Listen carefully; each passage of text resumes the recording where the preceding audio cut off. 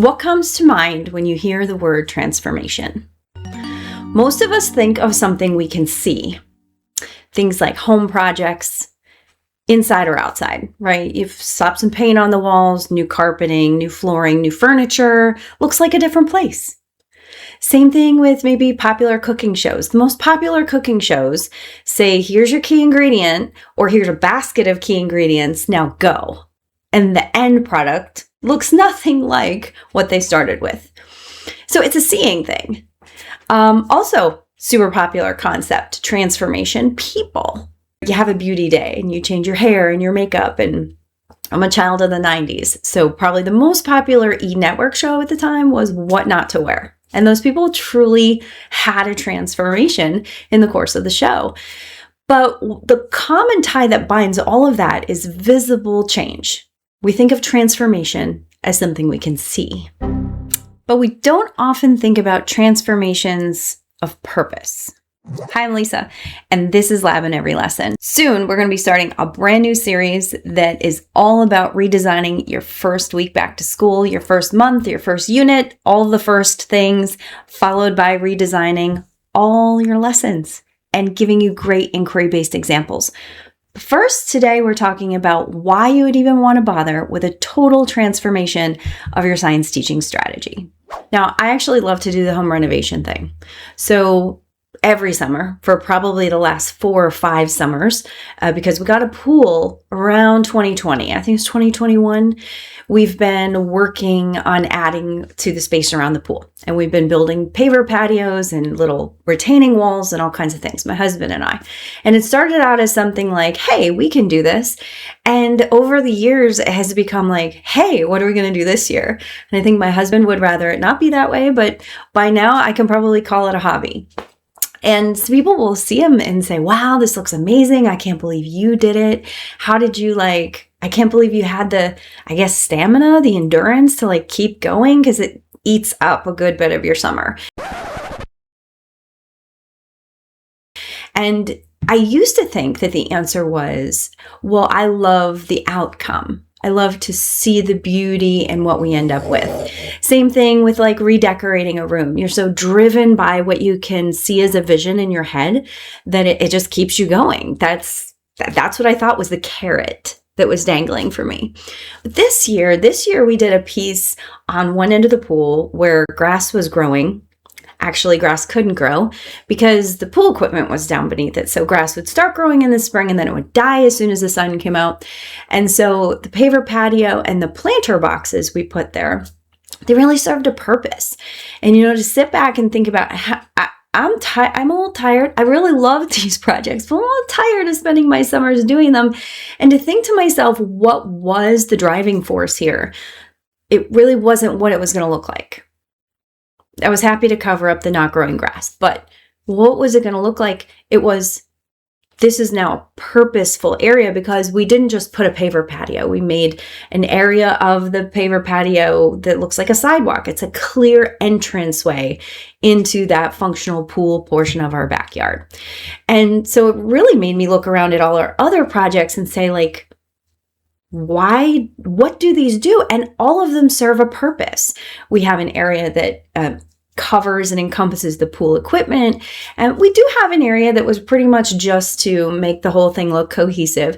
But a lot of our projects have purpose. And I realized, I think as a person, that's what drives me, especially professionally. So then why am I here telling you about my backyard projects and transformations? I'm a science teacher. Yes. What does that have to do with my science classroom? Well, in 2020, I was a cyber school teacher. I still am, 16 years at the same cyber charter school in Pennsylvania, teaching chemistry. And I was just sick and tired of talking at the wall.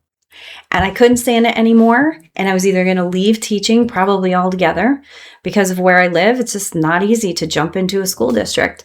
I was either going to do that or I was going to make it work. And I always wanted to be the teacher who had students doing the work for themselves. And I never really knew how to achieve that. I wanted to be the teacher as coach. I wanted to be the science as inquiry, but how? There really is no instruction for that anywhere. And it wasn't until I reframed the purpose of science, the purpose of teaching science to begin with, that I was able to come up with a framework for doing that. And so transformation in a science classroom, what is that about? You might think it's about increasing student engagement, increasing collaboration between students, increasing test scores, getting more kids to turn in their work. Maybe, but I would challenge that those are all outcomes. They are visible. We can see them. It would be different if we could achieve all those things, but they're the end result. What's the real purpose behind transforming, or are we transforming purpose, or how do we transform the purpose of what we do in that way? And so we have to answer this question for ourselves. What's the real purpose of science class? And if you live in a state guided by the next generation science standards or some adaptation of that, you probably have heard that the purpose of us teaching science needs to be less about the facts and more about the skill. That science, yes, is a collection of facts. It's a noun. It's a subject. It's like history or math, English, ELA. But we only have that collection of facts because scientists went out and did something to create that collection of facts, which still could be disproven by current and future scientists. So science is a verb. And in school, the whole purpose of school, right, is to grow connections in children's brains. It's to help them to learn how to think. And these are just these different subjects we teach. They're just the vehicles to get there.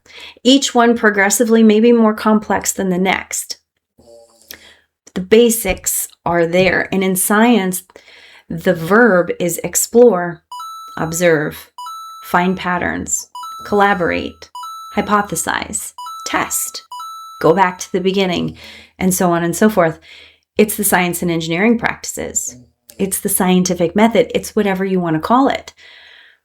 It's students being immersed in an experience that creates the engagement, that produces deeper understanding and therefore better test scores.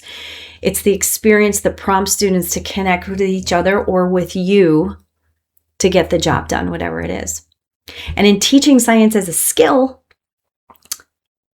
after enough times where they come out having achieved the goal, the confidence goes through the roof. Kind of like I had starting out some of our pool projects. Yeah, I can do this. And then after a few years, it's like, we can do that. Combine those two things together, and you've got an excellent recipe for future achievement. Now, to undergo transformation, we always have to do something. We have to cut our hair. We have to buy the new makeup.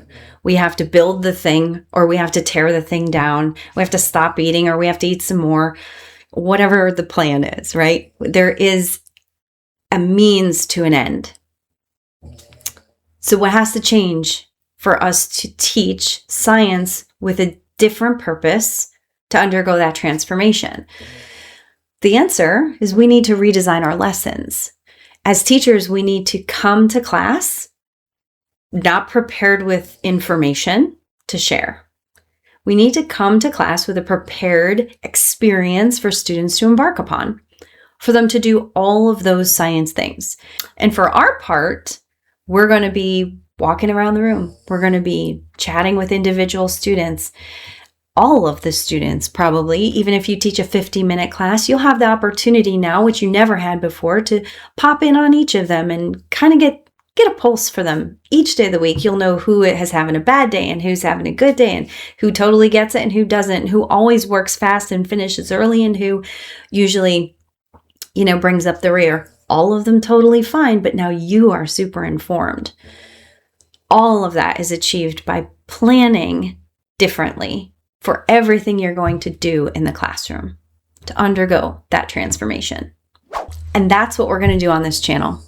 Lots of people have probably told you, yes, this is a transformation you want to make. Science from a noun to science as a verb. But how many have shown you how? How many have shown you that it's possible through example? I don't know of very many. So I feel like this is a gap we need to fill. Here on this channel, we're going to turn every lesson into a lab opportunity. And we're going to start with the syllabus.